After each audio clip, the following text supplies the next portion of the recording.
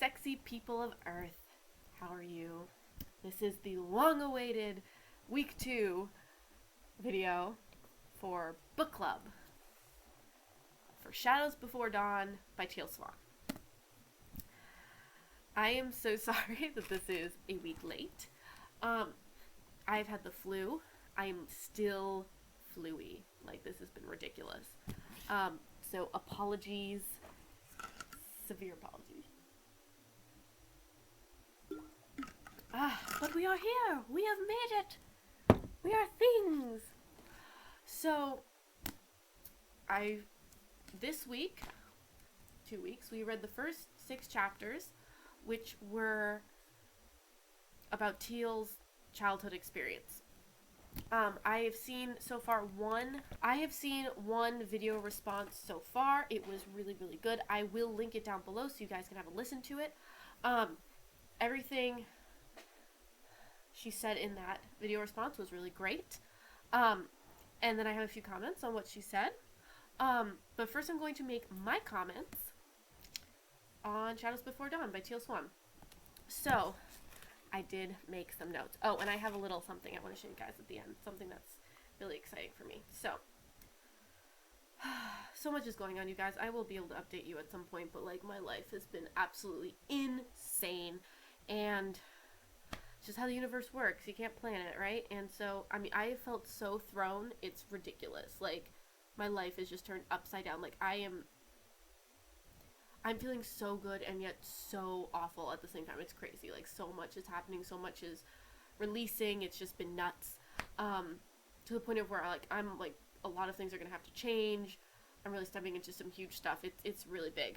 So, I'm sorry that the videos have stopped. It is just how it is. But I will try to keep up with book club because I'm really, really enjoying this. So, alright, so my notes. Okay, so this book was really interesting for me because I've actually been following Teal for several years now. I've known a lot about her story, so a lot of this did not surprise me. She's an amazing, amazing woman. I actually have a couple different friends, one here and one in the States, who actually know her personally. So I feel like, you know, I have this a bit more of a close connection to her in that sense. One of them was my mom's best friend, who knew her actually before she got really famous, when she was just coming into her spirituality, you know, like stepping into who she was. And then Tyler, the Atlantis King, who I came here to live with in Australia for a little while, he knows her as well, personally. And when she came to Sydney while I was here, I didn't end up going to her synchronicity workshop because I don't know, like, I really wanted to go, but then I was like, just like weirdly not feeling it. And so I just trusted that there was a reason for that. So, oh my god, for some reason I'm like needing to wear this scarf. It's just like, it's feeling really good to me, like energetically, but like, oh, it's just bugging me, people. Oh god. Okay. Just gonna enjoy that. Okay. So, anyway, okay, so sorry. Tyler went and saw her when she was in Sydney. They went out to dinner, and that was really beautiful. But I didn't get to meet her. I know I'm going to meet her at some point, when I'm back in the States. So, that's really cool. I'd actually really love to meet her and maybe stay with her for a few days. That would just be amazing.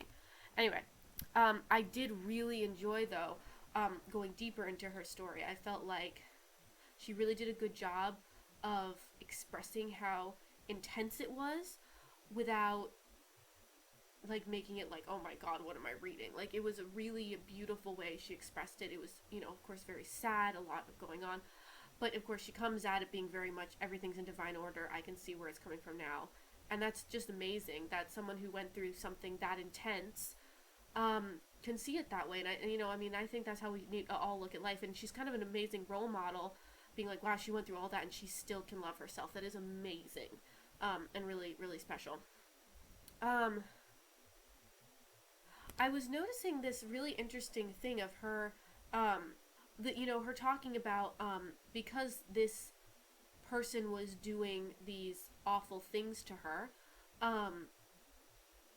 that she hated herself for that, like, she deserved it. And I think a lot of us actually do that. Like, whenever something bad happens, somehow we twist in our mind that somehow we did something to deserve it. Um, I have a theory that somewhere that stems from our like our subconscious of knowing that we do create our reality, but I think we've really really twisted it into making it about like us being bad, and that means something, and that's not good. Mm. Oh my god, this water is amazing, boss, and it comes in a glass bottle. How cool is that? Okay, sorry, off track. Um, and I just think that's really important to acknowledge that. Oftentimes we take on what other people think of us, and then we hate ourselves for that. Like, how like twisted is that? And so that was really sad to hear about that. Um, I really loved the love water that she drank. I think that's amazing. I've done that once or twice, not as intensely as she has, but I have tried out that technique, and I think it's a really, really cool technique. For any of you who, oh, I forget who did it, but like, yeah, the snowflake guy, like, I think she mentioned him in there, like, the guy who, like, talked to, the different water and then froze it and saw what, like, the different crystals looked like, and they're either, like, beautiful or ugly, depending on, the energy you put into them. And you think about this idea of, we're made of water, like, almost 75% of us, I think, is made of water. Think about just like the words we say to each other, but then also ourselves, like how that can literally change the molecular structure of our bodies. Like, how crazy is that? It's amazing. Like, I feel like if we actually were that acutely aware of what our thoughts and feelings and words were actually legitimately doing to our body, the entire planet would change, like immediately. It's absolutely crazy. But like, you can also do that same frequency thing with crystals. You can put the crystals in water. If you do check that out, though, you want to make sure that the crystals don't dissolve in water or are not toxic. That's really really important. Most quartz are okay, but anyway, putting rose quartz in and even writing the words love and stuff on water is like really really great. And then drinking that, it's amazing. The guy from Spirit Science, Jordan, talks about crystal water. And they drink it all the time, and it's very healing and it's very energizing. So that's something to look into as well. I also love the idea of seeing yourself as a child when trying to seek self-love. And I kind of sometimes do it a little differently. I say, like, what would you do to, like, if there was a puppy sitting here?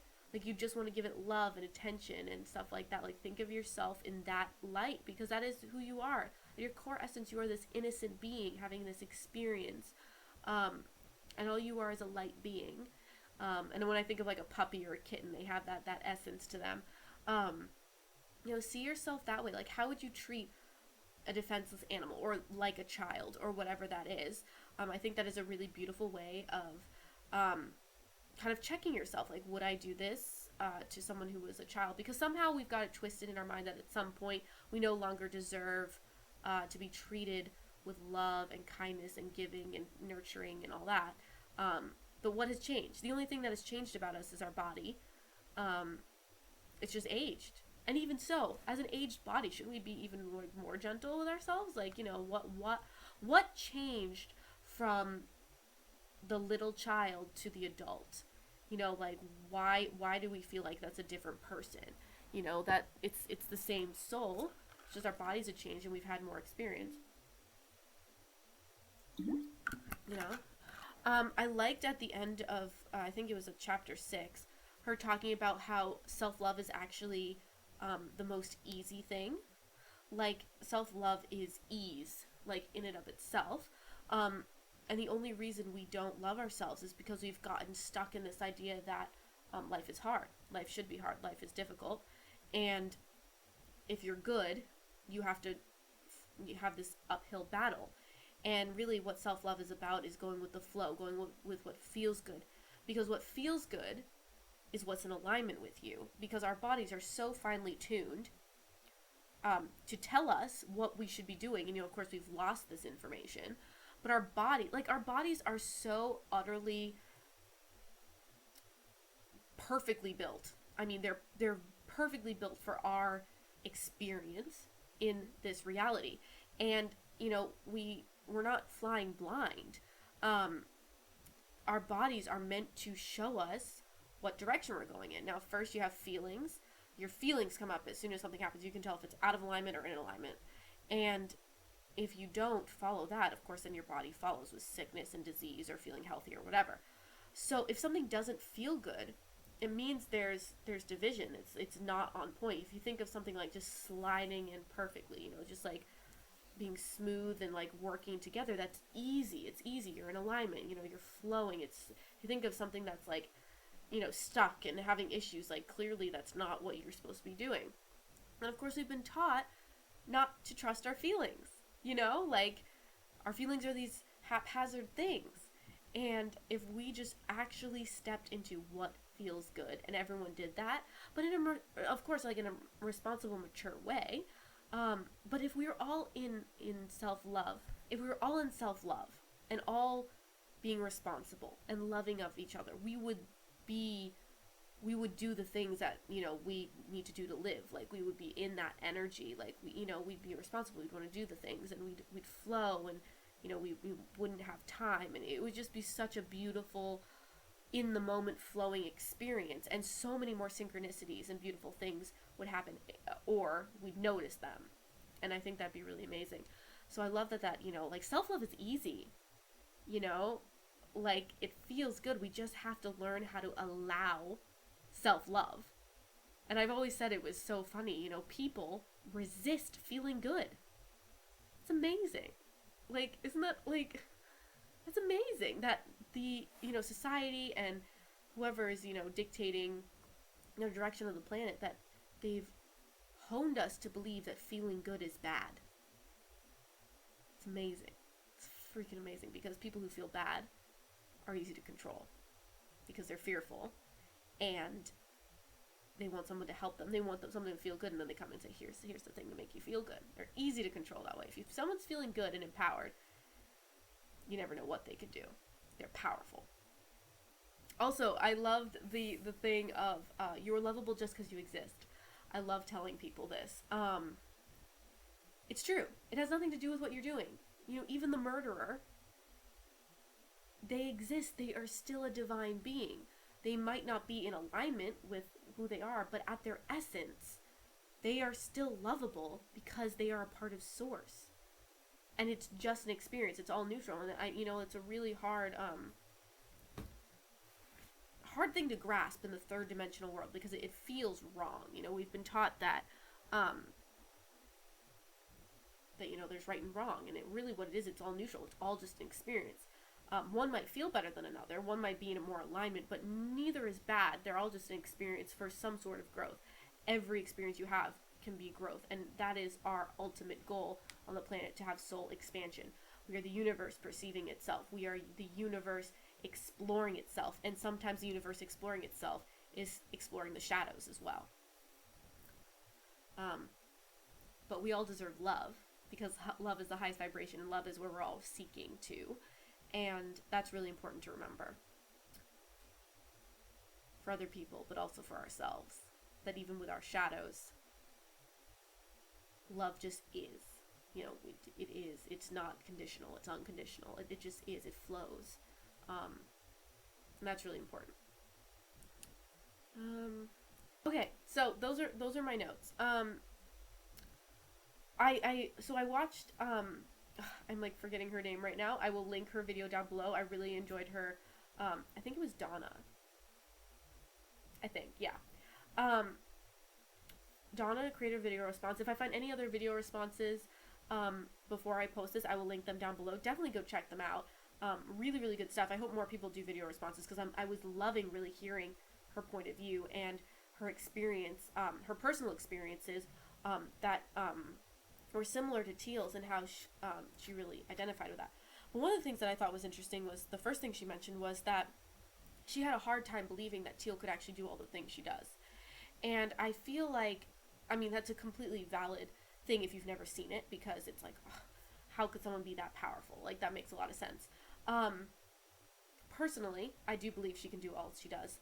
Not only because, again, I know people who know her, but I've seen her synchronicity workshops. I've seen what she does. And, you know, I mean, the fine details of, oh, she could hear, like, the ground moving and stuff like that. Like, of course, I don't have any personal experience. I don't know specifically why she'd lie about that. There's really, like, what is she going to get out of that specifically? I mean, that's just my personal opinion. I tend to give people the benefit of the doubt. But just the kind of work she does, like, she'd have to have a myriad of tools at her disposal.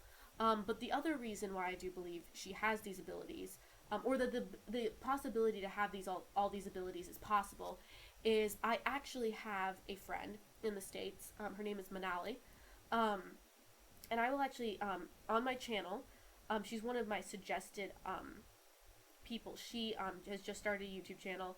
But without getting into a lot of details, and she's kind of coming out as to what she can do and stuff, but I, from personal experience, know that maybe not all the things exactly, but when I hear her talk about what she can see, what she can do, and I mean, I've been friends with her since she's 11, like, she's one of my closest friends, you know, I know her very well, and this started, like, a few years ago. It kind of came out of nowhere, seemingly. She does a lot of the similar things that Teal does. She sees energy. I don't know if she only sees energy. I know at some point that's all she could see, and she had to relearn how to do a lot of things. It was very jarring. And I happen to know, and she doesn't mention it in this book, but Teal, she said as a little child, she'd walk way around tables because she'd see their energy field. Sometimes she'd walk into a wall. Like, she definitely was not functioning. However, you know, our brains can handle that. They've just turned that switch off. Babies actually see energy more than the three-dimensional world, and then as they age, they start seeing where the things are. They kind of start putting in filters. So our brains can handle it. It's just for their three-dimensional experience, it's a lot easier to not have to deal with that. But like someone like Teal, only is seeing that way. You know, the brain just, that's what she's used to. Whereas my friend Manali, it was very, very jarring for her. But I've seen the stuff Manali's done firsthand. I've done sessions with her. I've hung out with her. And you know, I am psychic, not like she is, but I definitely have a lot of that. I talk to higher dimensional beings and stuff, and you know, we'd have these, we'd hang out, and we would talk to divine beings, and it was like we were having a conversation with just a third person. Like, we'd both laugh at the same time, or we both have these things, or we both see a room that we're saying. I mean, like, so, you know, she definitely, like, checks out, you know, but I, from personal experience, know that people can have that many things. So I just wanted to mention that because, like, I mean, it's totally understandable because it sounds crazy. It really does. But you should definitely check out her video. She's pretty fantastic. Manali and Teal. But yeah, I just wanted to mention that. And then again, like, I know people who know her. Like, my mom's best friend is really into energy and stuff, and she actually works with Manali. And she knows Teal. And you know, just from personal experience, she said, yeah, no, she definitely can do some really crazy, awesome stuff. So anyway, I just wanted to mention that. Because I think in some ways, if you read the book feeling like maybe she's not totally on the up and up, it might kind of like tarnish your idea about her. And again, I don't know her personally, but just from what I've experienced and just from knowing people who know her, she's pretty legit. So I think it's a lot easier to really step into following what she says if you know she's being honest. And I think that's really important. Okay. Anyway, so I'll link everything down below. Alright, so this week, coming up, we are going to be reading the beginning of part 2, which is the Teal's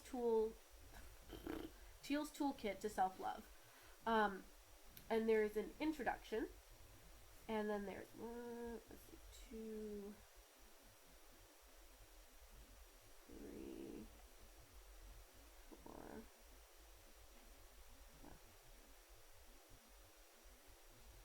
Yeah, okay. So we are going to do pages 71 through 116. And that's the introduction and the first 5 self-love tools. So I really encourage you to try these at least once. I feel like they'd be really, really good. I'm really excited to see what these are. I have not read ahead. So I'm really, really, really excited about that. So again, we're reading Shadows Before Dawn by Teal Swan. If you have a video response, comment down below on this video and let me know so I can just go right to your channel and see it, because I don't want to miss any of them. I just feel like that's way easier than doing the whole title and having to search. So, you know, just do Shadows Before Dawn Book Club, week 1, week 2, whatever. And then I can see your videos. And hopefully at some point when I'm not sick and I'm not being cray and, you know, being behind on videos, I'd like to take some of those videos and actually integrate them into my videos as well. But for now, I'll just link them below because they're definitely worth listening to.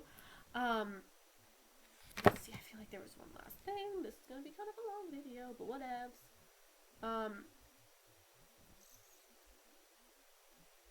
Yeah, no, that's pretty much it.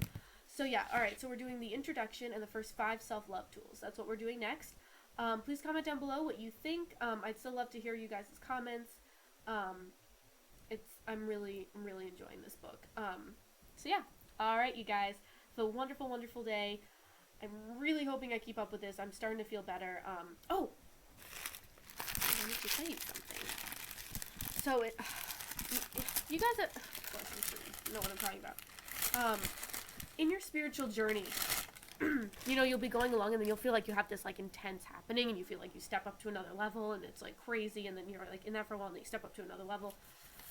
Well, let's just say the last 2 weeks have just been a total mind fuck. Like, it's just, like, oh my god. Like, probably one of the biggest shifts I've had. Anyway, so I have been feeling just ridiculously thrown to the point of where I'm feeling rather vulnerable energetically because, like, my body's just racking and ruining me right now because it's shedding so much stuff. And I feel like a totally different person. I am moving in with my partner in the next, like, week or two. And this relationship, since we've started this relationship, just so many things have shifted for me. Just being in his space has been so healing. It's been amazing. Like, it's just amazing. Anyway, so this is actually his house. So soon to be my house. Hi. So things have just been crazy. Like, I feel like this is like, whoa. In some ways, without getting too dramatic, I mean, I know, I was supposed to be in Australia to learn the things I learned with Tyler, to learn the things I learned at the castle, but this might be taking the cake for soul expansion in Australia. But God knows, we'll see what happens. Also, I've decided to, I think I mentioned I'm staying till October, so I'm pretty excited about that. Anyway, so I've been feeling a little vulnerable energetically because I'm just like, just crazy stuff happening. So I'm really stepping into a space of being just ridiculously mindful. It's been an interesting journey, this spiritual journey, because I feel like I've gotten a lot of information. I've studied up on so much stuff. But I've kind of felt like I've been feeling around in the dark a little bit because I haven't had like a mentor. So like I know people who are like do a lot of this stuff, and I'm always asking questions and I'm very interested in what's going on, but I haven't had someone to really like walk me through this stuff. And since I've come to Australia and I'm working at the crystal shop, I actually feel like I've stepped into a space where there's people who've been doing this for years and they're like, oh, you should do this, you should do this, this is really healthy. And I'm like, wow, I didn't even think of that, you know. I just didn't know it was a thing. And so I'm feeling a little like spiritually and energetically vulnerable right now, because so much is changing, and I'm trying to figure that out. So I'm actually thinking about just putting out to the universe, that idea of a mentor, and really stepping into that kind of a loving space with someone who's been doing this for many, many years. And I think that'd be really beautiful. But again, I'm trying to be very mindful right now of my energy and just what's going on for me. Really stepping into crystal work, stepping into my intuition, really just living in that juicy, energetic gold mine that is the universe, but really being aware of it on a day-to-day basis, on a minute-to-minute basis, just being extremely mindful. Anyway, so because of that, I'm feeling like I'm needing a little boost, especially being sick. I just feel like I need it. So anyway, I picked up this crystal baby, which just popped out at me in the crystal shop today. Like, I literally held it for half the day, and I was like, I need to take this home with me. This piece is called, it's absolutely gorgeous. It's called New Jade. This doesn't even like, let me see if I can give you a better, show it to you. You guys see that? So this is called New Jade. I'd never heard of New Jade before. It is jade. It's a different type of jade that they found more recently, and because humans suck at creativity sometimes, New Hampshire, New York, come on, guys. They just called it New Jade instead of something different. So New Jade has these white aspects, so it's a little different from jade. But oh my gosh, this is like, it's amazing when you come into a crystal shop and the things you're drawn to, because 9 times out of 10, they're exactly what you need. Like, I saw it from a crystal shop, I was like, wow, what is that? And there was a couple of these, but like this one just called out to me. It's so soothing. Anyway, so this is the meaning of jade. So New Jade's a little different, but they don't have like a paper for it at the shop. So love and wisdom are like the main things. As it brings wisdom and expansiveness to one's heart through the knowing and understanding of love. Very high, gentle, and healing energy. It softens the deepest parts of our psyche, activating gentle but powerful healing. In the mind, encourages serenity and calmness, aids decision making and dream solving, putting it under the pillow, brings protection and luck. In the body, strengthens heart, clears toxins from livers and kidneys. I definitely need that. Protects children from illness, good healer.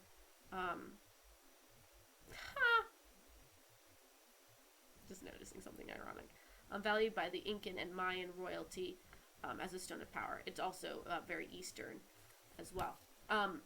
The book I read from the Crystal Bible, it goes way more in depth, and it was just so on point. And I was like, oh my god, I just need this. Also, the other crystal that I'm gonna get soon is pyrite. Pyrite's a magical thing.